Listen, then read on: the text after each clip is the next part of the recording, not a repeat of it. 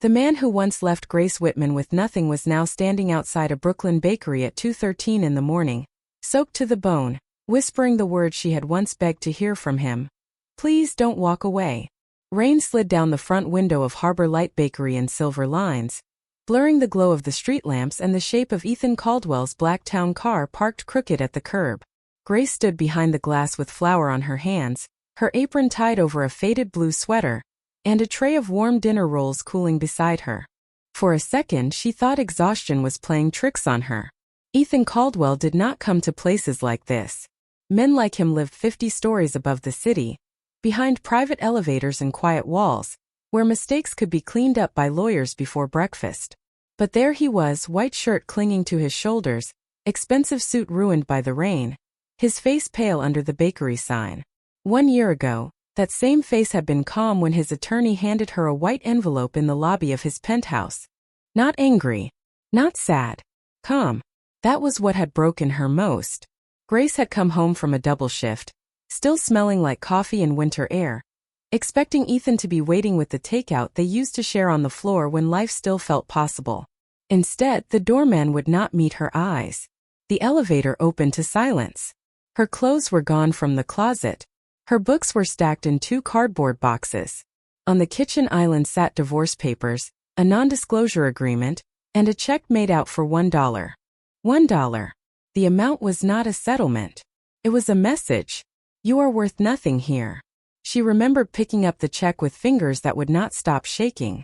She remembered searching every room for him, calling his name once, then again, softer the second time because some part of her already knew. Ethan had not stayed to watch her break. He had left a key, a signature, and a life locked behind doors she no longer had the right to open. By sunrise her bank cards were frozen, her phone was full of headlines calling her a gold digger, and the city that had once glittered from Ethan's windows had become 8 million strangers walking past her in the rain. Now the same man stood outside the bakery like a ghost from a life she had buried, his hand pressed to the glass, his breath fogging a small circle near her reflection.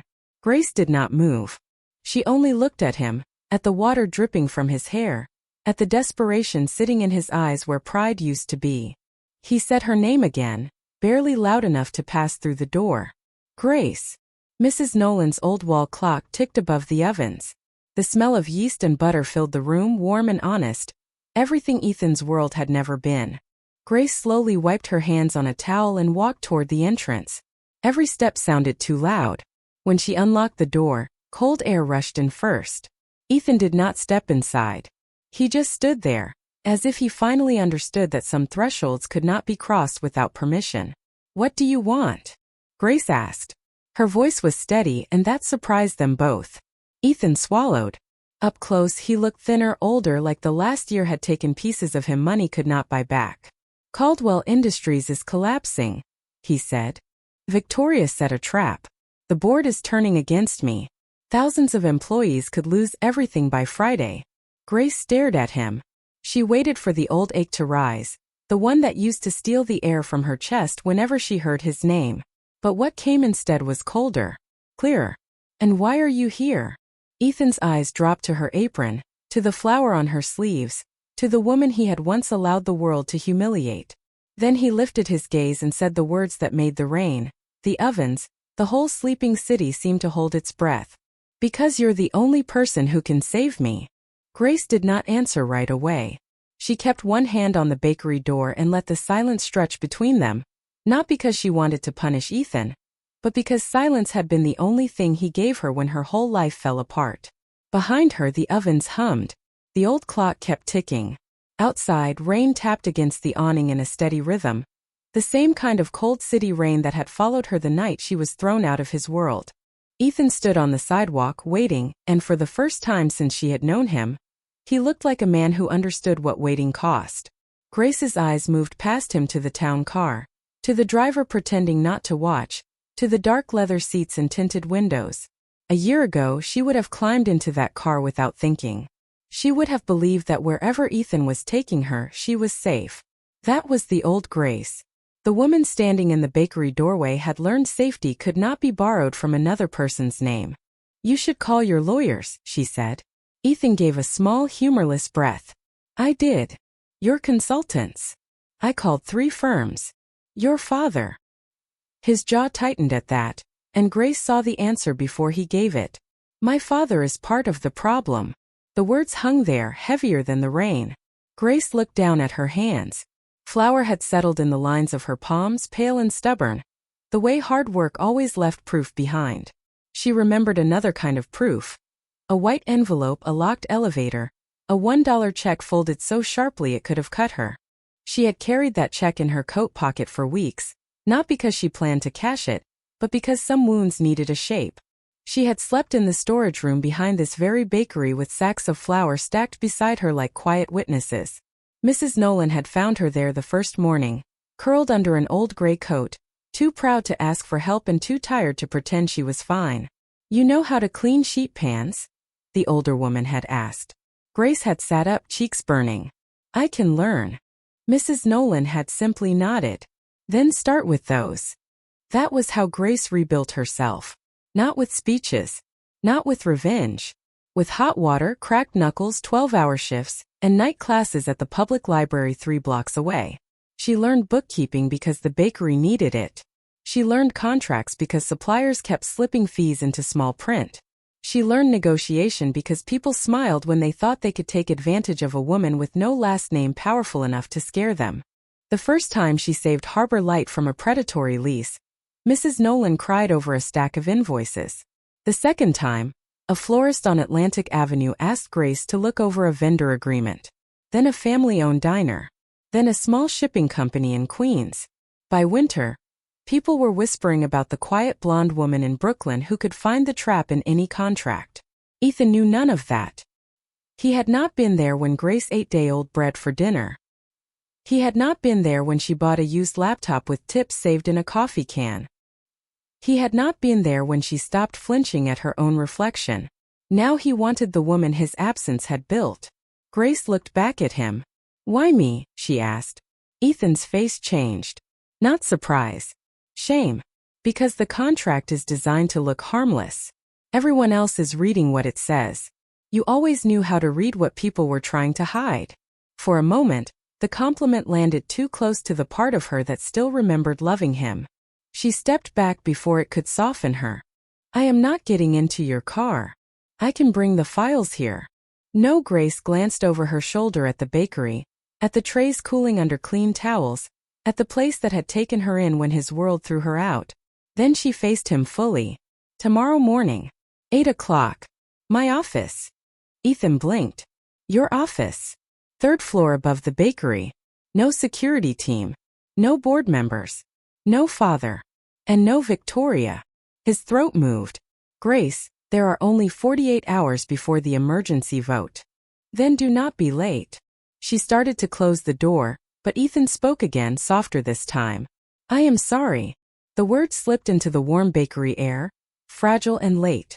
Grace paused with the door half shut. Once, those words would have saved her from many sleepless nights. Once, she would have opened the door wider and searched his face for the man she thought he was. But a year had taught her that apologies were not keys. They did not unlock what had been broken unless someone was willing to rebuild the door. She met his eyes through the narrowing gap. Bring every file, she said. And bring the truth. Then she shut the door, turned the lock, and stood very still as Ethan's shadow remained on the other side of the glass. At 7:58 the next morning, Grace unlocked the narrow blue door beside Harbor Light Bakery and climbed the stairs to her office with a paper cup of black coffee in one hand and Mrs. Nolan's spare key ring in the other. The 3rd floor still smelled faintly of sugar, old wood and printer ink. It was not impressive by Manhattan standards. The ceiling slanted near the windows. The radiator clicked like it had opinions. Her desk had come from a church basement sale, and the chairs did not match. But every inch of that room belonged to her. No Caldwell money. No borrowed status. No locked elevator waiting to remind her she was a guest in someone else's life. She set her coffee down, opened the blinds and looked out over the wet Brooklyn street. Delivery trucks rolled past. A man in a Yankees cap walked a golden retriever under a black umbrella. The city was awake, ordinary, and that steadiness helped her breathe. At exactly 8 o'clock there was a knock. Not the confident knock Ethan used to have. 2 quick taps like the world was already expecting him. This one was careful, almost unsure. Grace opened the door. Ethan stood in the hallway holding 2 banker's boxes, with no assistant, no bodyguard, no polished entourage to soften the sight of him. His suit was dry now but wrinkled at the cuffs. His eyes looked like he had spent the night reading bad news under fluorescent lights. "You are on time," Grace said. "You told me not to be late." He stepped inside only after she moved aside. That small pause mattered more than he knew. He placed the boxes on the table and looked around the office, taking in the thrift store lamp, the corkboard full of deadlines, the framed dollar bill from Harbor Light's first profitable month after Grace fixed the lease. His gaze stopped there for half a second, and she saw the recognition hit him.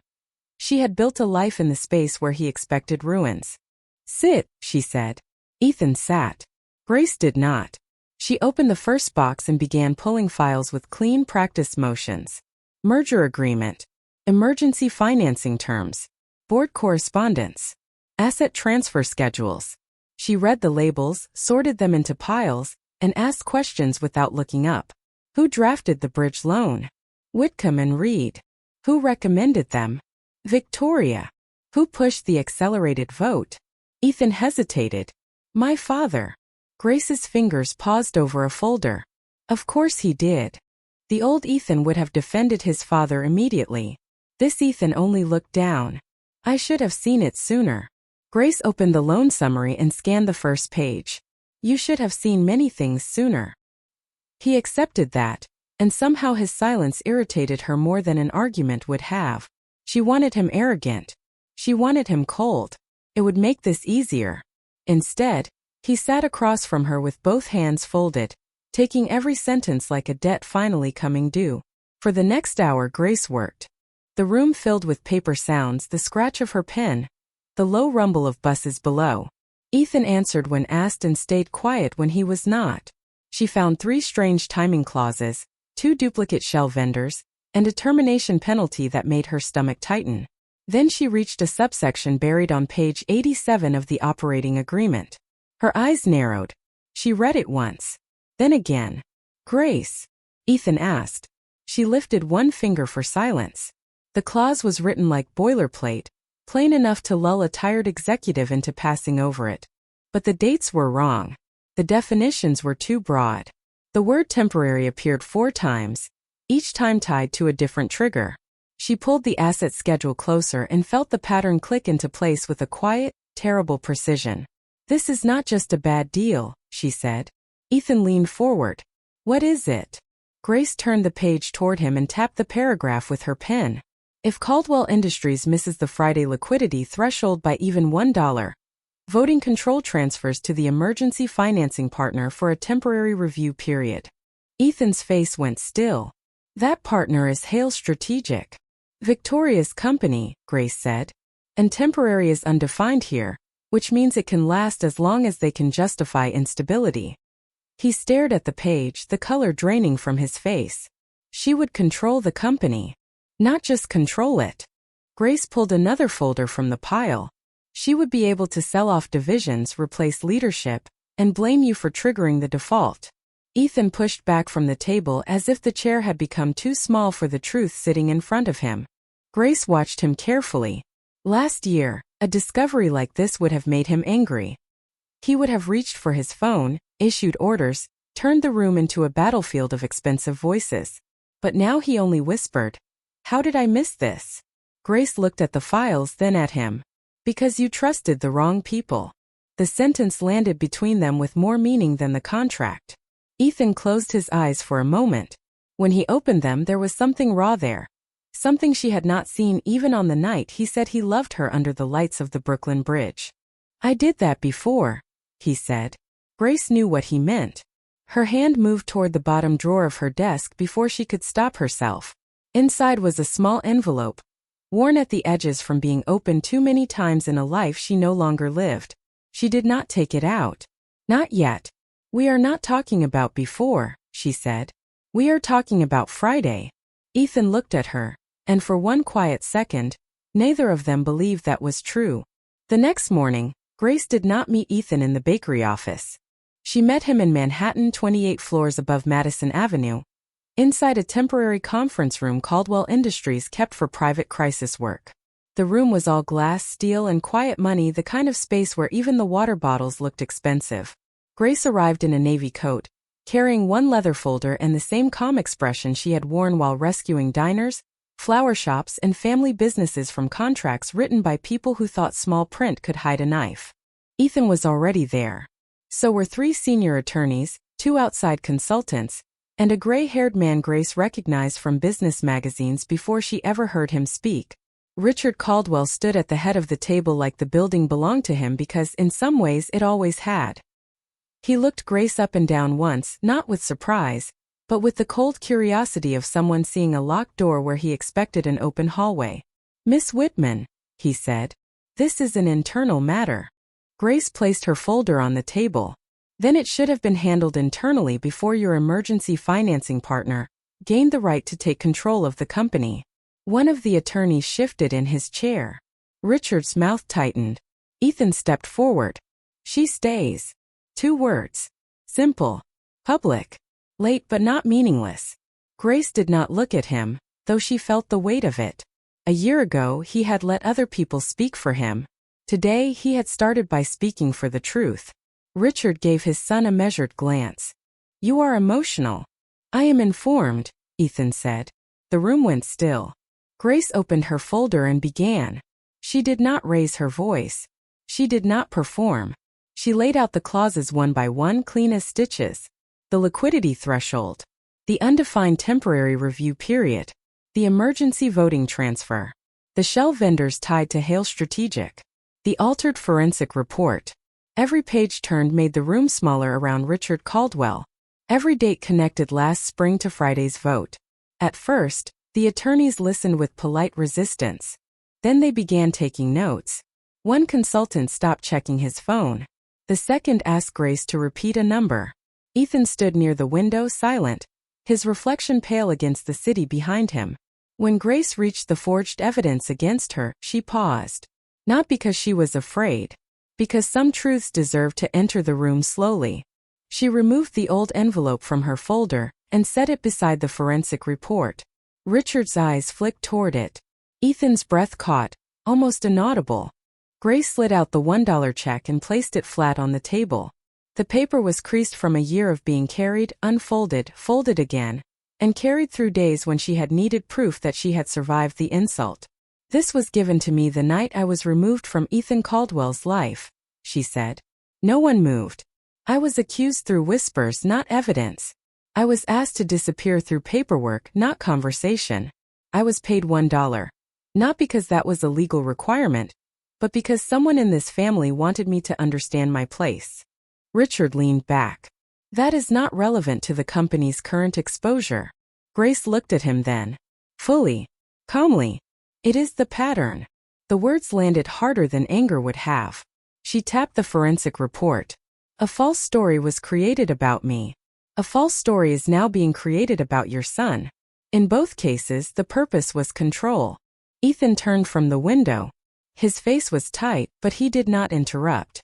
Richard's expression barely changed, yet Grace noticed the small flex of his hand against the armrest. There it was. Not guilt. Calculation. "Miss Whitman," he said, "you are clearly talented, but you are also personally involved. That makes your conclusions vulnerable." Grace nodded once, as if she had expected that exact sentence. "That is why I brought copies for people who are not personally involved." She opened the folder again and removed 3 sealed packets. The independent forensic lab. The audit. That night, after the charity dinner finally ends and the last guests disappear behind the glass doors, Clara finds herself alone on the balcony of the Riverside Hotel, still wearing the pearl earrings Alexander bought for the cameras. Below her, Chicago glows in silver and gold, taxis sliding through the rain like small lanterns on black water. She should feel proud. She survived the questions, the cold smiles, the women who looked at her dress before they looked at her face. She even saved Alexander when a reporter cornered him about the merger, answering with calm grace before his own voice could harden. But now, with the music fading behind the curtains, her hands are shaking. The contract in her purse feels heavier than paper. Feels like a wall. Alexander steps onto the balcony a moment later, his black suit damp at the shoulders, his expression unreadable. For a few seconds neither of them speaks. The city fills the silence. Then he takes off his coat and places it around her shoulders. Clara looks up startled. "You do not have to perform out here," she says softly. "No one is watching." Alexander does not step away. "I know." The answer is so quiet that it almost breaks something in her. All evening he has been the perfect millionaire husband. Steady hand at her back, practiced smile. Every word polished like marble. But here, under the rain-dark sky, he looks tired. Not powerful. Not untouchable. Just a man standing too close to the truth. Clara pulls the coat tighter. "Why did you freeze when that reporter asked about your family?" Alexander's jaw shifts. For a moment she thinks he will shut down like he always does. Instead, he looks through the glass at the ballroom, where workers are already clearing flowers from the tables. "Because the last time my family name was in the papers my mother was still alive," he says. "And my father used the headline to protect the company instead of protecting her memory." Clara turns fully toward him. His voice stays controlled, but his fingers curl around the balcony rail. "I was 23. I thought money could fix grief if you used enough of it. Hospitals, lawyers, private doctors, security, none of it mattered. After she died, I promised myself I would never need anyone enough to lose myself again." The words settle between them like falling ash. Clara thinks of the way he avoids family photos in the hallway, the way he works until 2 in the morning, the way he keeps every room in his mansion beautiful, expensive, and empty. "So you built walls," she whispers. Alexander gives a faint, humorless smile. "I built an empire. The walls came free." Clara should laugh, but her throat tightens instead. She remembers her own reasons for signing the contract. Her father's old bakery, the overdue mortgage, the fear of watching the last piece of her family disappear because pride could not pay the bank. They are from different worlds, but loneliness has the same shape in both of them. "My mother used to say a house is not saved by bricks," Clara says. "It is saved by the people who still come home." Alexander looks at her then, really looks at her, and the distance in his eyes softens. "Do you still believe that?" "I have to," she says. "If I stop believing it, then I signed your contract for nothing." He reaches into his pocket and takes out the small silver key he gave her on their wedding day. The one that was supposed to be symbolic, a prop for photographers, a fake promise on a real key ring. He places it in her palm and closes her fingers around it. "Then keep it," he says. "Not for the cameras. Not for the deal. Keep it because tonight, for the first time in years, that house felt less empty when I knew you were coming back to it." Clara cannot answer. She only stands there, wrapped in his coat, holding the key as if it has suddenly become warm. Behind them, the balcony door opens, and a sharp voice cuts through the moment. "How touching." Vivian stands in the doorway with a smile too perfect to be kind, her phone held loosely in one hand. "I hope the two of you enjoy pretending. Because by tomorrow morning, everyone will know this marriage is not real." Vivian's words hang in the cold air like a match held near dry paper. Clara feels Alexander's coat suddenly too heavy on her shoulders, the silver key pressed hard inside her fist. For one heartbeat, the only sound is rain ticking against the balcony rail. Alexander turns slowly. His face changes not into anger, but into something colder, quieter, more dangerous in its calm. "Vivian," he says, "this is not the place." She smiles and steps farther onto the balcony, her heels clicking against the wet stone. "Oh, I think it is exactly the place. Private enough for honesty. Close enough to the ballroom that the right people can still hear if I raise my voice." Clara's stomach tightens. Vivian lifts her phone. On the screen is a photo of the contract. Clara recognizes the first page at once. The payment clause. The public appearance clause. The line that says the marriage will remain in effect until the merger closes. Her chest goes cold. "Where did you get that?" Alexander asks. Vivian tilts her head. "You really should not leave legal documents in a home office when half your staff still remembers who treated them kindly before your new wife arrived." Clara flinches at the word wife because Vivian makes it sound like a costume. "You stole it," Alexander says. "I protected the company from a scandal," Vivian answers. And maybe I protected myself from watching a stranger with a second-hand bakery story walk into a fortune she did not earn. Clara steps forward before she can stop herself. You know nothing about what I have earned. Vivian's eyes move over her dress, her borrowed earrings, Alexander's coat. I know enough. I know you needed money. I know he needed a wife. I know every soft smile tonight was business. The sentence strikes exactly where Clara is already bruised. She looks at Alexander, hoping he will deny it fast, loudly, completely. But he is staring at the phone, measuring damage, calculating consequences, becoming the man from the boardroom again. And that hurts more than Vivian's insult. Say something, Clara whispers. Alexander looks at her. Clara, I can handle this. That is not what I asked. His silence opens between them. Vivian sees it and smiles wider. There it is. The truth always arrives late, but it arrives dressed well.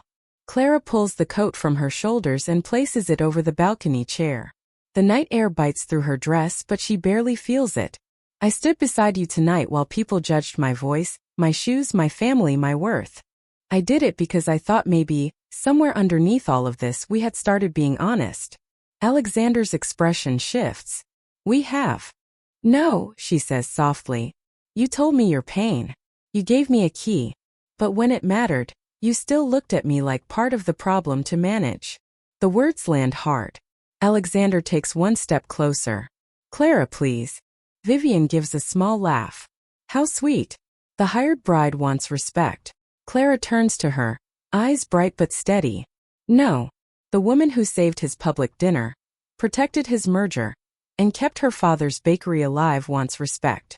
There is a difference. For the first time, Vivian has no quick answer. Then the balcony door opens again. 2 board members appear, drawn by the raised voices. Behind them, a reporter pauses in the hallway. Vivian's smile returns. She raises her phone higher. Perfect timing. Alexander moves toward her. Do not do this. Too late, Vivian says. By morning, the board will know you lied. The press will know she was paid. And every investor in Chicago will wonder what else Alexander Whitmore hides behind closed doors. Clara watches the faces in the doorway change. Curiosity, judgment, hunger for scandal. The old shame rises in her, the shame of being poor in rooms that punish need. But then she feels the silver key still in her palm, and something inside her refuses to bend. She steps in front of Alexander, not to protect his empire, but to protect her own name. Then let them know the whole truth, she says, her voice clear enough for everyone to hear. Yes, there was a contract. Yes, I signed it because my family bakery was days from foreclosure. But I did not sell my heart. I made a choice to survive. And if that embarrasses people who have never had to choose between pride and a roof, that says more about them than it says about me. The hallway falls silent. Alexander stares at her as if seeing her for the first time all over again. Vivian's hand lowers a fraction. Clara turns to him and now her voice breaks. I will not be your secret anymore, Alexander. Not your mistake. Not your shield. Not your convenient wife. She places the silver key on the chair beside his coat. When you are ready to stand in the truth without calculating the cost, you will know where to find me. Then she walks past Vivian, past the board members, past the reporter, with her head high and her hands trembling at her sides. Behind her, Alexander says her name once, quietly, but she does not turn around. By midnight, Clara is back in the small apartment above the bakery, still in the gala dress, watching rain slide down the window while her father's old oven hums below. And across the city, Alexander stands alone on the balcony, staring at the key she left behind, realizing the scandal Vivian created is not the thing he is most afraid of losing. The news breaks before sunrise, but not in the way Vivian expected. Clara hears it first from the small television above the bakery counter, while she is kneading dough with flour on her wrists and exhaustion under her eyes. The reporter stands outside the Riverside Hotel, speaking with that polished excitement people use when someone else's pain becomes public entertainment. A leaked contract has raised questions about Alexander Whitmore's marriage, but the greater question now centers on who released confidential company documents and whether a board member violated privacy agreements during an active merger. Clara freezes. Her hands sink into the dough. Behind her, The old oven hums like it has for 20 years, steady, patient, alive. Then Alexander appears on the screen. Not in a suit shaped for cameras. Not behind a lawyer. He stands alone on the front steps of Whitmore Tower, rain dampening his hair, his face pale but composed. The contract was real, he says, and every customer in the bakery turns quiet. Clara stops breathing. I created it because I believed control was safer than trust. I asked Clara Bennett to step into a role no one should have to perform for acceptance. But what the contract does not show is the truth of her character. She protected my company when she owed it nothing. She faced my world with dignity when many in my world gave her none. And last night, when she had every reason to hide, she told the truth with more courage than I have shown in years. Clara's throat tightens. The reporter asks if the marriage is ending. Alexander looks down for a second, and when he looks up again, his voice is quieter. That choice belongs to Clara. Not to the board. Not to the press. Not to me. The screen cuts back to the studio, but Clara cannot move. A warm hand touches her shoulder. Mrs. Alvarez, who runs the flower shop next door, whispers, "Honey, that man just handed you the microphone." By noon the bakery is crowded, not with reporters but with neighbors. People buy bread, coffee, cupcakes, anything they can afford. Someone tapes a handwritten sign to the front window that says, "Clara's Bakery stays." Clara should feel relieved, but her heart is a locked door. Then just after 3, the bell above the entrance rings. Alexander steps inside carrying no security, no assistant, no flowers big enough to make forgiveness look easy. Only a manila envelope and the silver key in his open palm. The bakery falls silent. Clara wipes her hands on her apron. "You should not be here." "I know," he says. But hiding behind statements would be another kind of cowardice. He places the key on the counter first. Then the envelope. The board accepted Vivian's resignation this morning. The investigation found she accessed my office through a staff member she pressured. She will not touch the merger again. Clara looks at the envelope but does not pick it up. "And this?" "A new contract," he says. Her face hardens. "Alexander. Not for marriage." His voice stays gentle. "For the bakery. No ownership transfer. No publicity rights. No conditions tied to me. A community restoration grant from the Whitmore Foundation. Approved by independent trustees. Your name stays on the building. Your father's recipes stay in the window. You decide what the bakery becomes." The room is so quiet Clara can hear the old clock ticking above the shelves. She wants to reject it because pride rises fast when pain is still fresh. But then she looks around at the cracked tile, the patched ceiling, the framed photo of her father dusted with flour. This place was never just her pride. It was his life. It was home. "Why?" she asks. Alexander swallows. "Because last night you said you would not be my shield. You were right. So today I tried to become yours, without standing in front of you." Clara's eyes sting, but she refuses to let the tears fall easily. "Money does not fix what happened." "No," he says. "It only fixes the roof. I have to fix myself." He slides the key a few inches closer. "I am not asking you to come back to the mansion. I am not asking you to forgive me today. I am asking for the chance to tell the truth one day at a time, where people can see it, starting here." Clara looks at the key, the same silver key that once felt like a prop and then like a promise. This time it does not open his house. It opens a choice. Mrs. Alvarez clears her throat from the corner, pretending not to cry. A few neighbors look away to give Clara privacy they are not actually giving. Clara finally picks up the key and holds it between them. "One day at a time," she says. "No cameras. No deals. No pretending." Alexander nods, and the relief in his face is almost painful. No pretending. For the first time since the gala, Clara lets herself breathe. Outside the rain slows. Inside the bakery smells of warm bread and second chances. But just as hope begins to soften the room, Alexander's phone buzzes on the counter. He glances at the screen, and the color drains from his face. Clara sees only 3 words in the message preview from his attorney. Emergency court filing.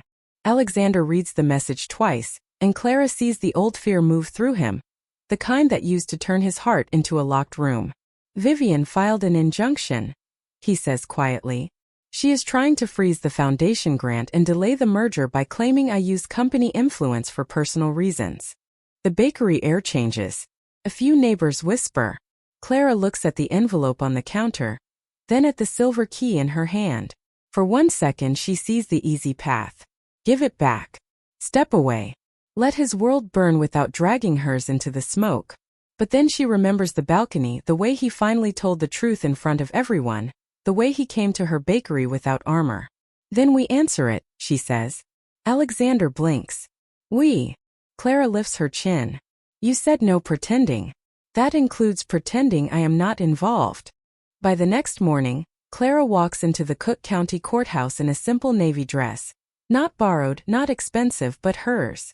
Alexander walks beside her, close enough to be present, far enough to let her stand on her own. Reporters wait outside calling questions about the contract, the grant, the marriage. Clara does not stop. She only holds the folder containing her father's bakery records against her chest and keeps walking. Inside the hearing room, Vivian sits at the opposite table, polished and calm, her lawyer speaking in careful phrases about ethics, optics, and public trust. He makes the grant sound like a romantic payoff.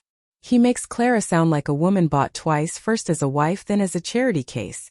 Alexander's hands tighten under the table, but Clara touches his wrist lightly.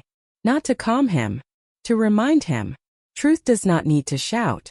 When the judge asks Clara to speak, the room grows still. She stands and for a moment, the words catch behind her ribs. Then she looks at the folder, at the flower still faintly caught near one fingernail, and she remembers who she is. My father opened Bennett Bakery with $1,200, one used oven, and a promise that nobody in our neighborhood would ever be turned away hungry, she says. I signed the marriage contract because I was scared of losing the last place that still sounded like his laugh. That was my choice. Not a perfect choice. A human one. She turned slightly toward Vivian. But the restoration grant was reviewed by independent trustees. I did not ask for ownership to change. I did not ask for cameras. I asked for the roof to stop leaking, the oven to be repaired, and the front ramp to be rebuilt so every customer could enter with dignity. The judge looks over the papers. Alexander's attorney presents the records, the trustee approvals, the maintenance estimates, the community letters. Mrs. Alvarez has written one in blue ink. A retired firefighter has written another. Even the high school counselor sent a note about the bakery donating breakfast trays during winter exam weeks. The room stops seeing a scandal and starts seeing a place. Vivian's expression tightens when the judge denies the injunction. The grant stands. The merger proceeds. The court also orders an ethics review into Vivian's handling of confidential documents. No screaming. No spectacle.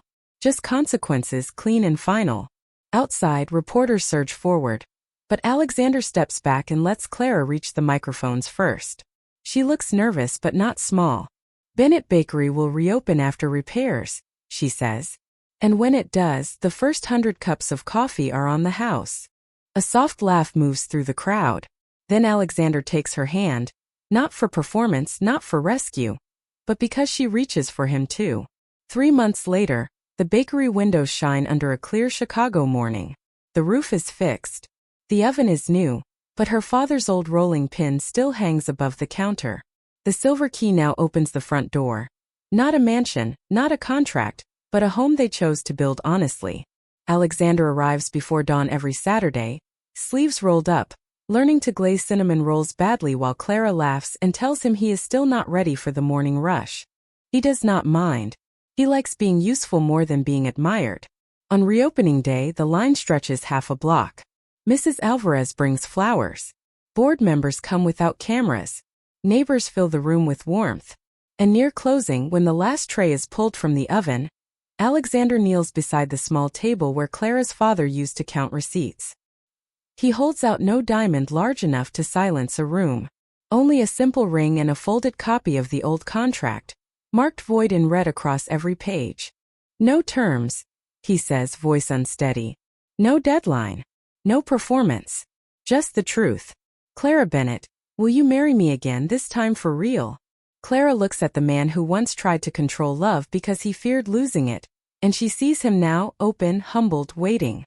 She thinks of the contract, the balcony, the key, the courtroom, the bakery saved not by money alone, but by courage, community, and truth. Then she smiles through her tears. Yes, she whispers. But you are still on cinnamon roll duty. The whole bakery laughs, Alexander laughs with them, and when Clara slips the ring on her finger, it does not feel like an escape from poverty or an entrance into wealth. It feels like coming home.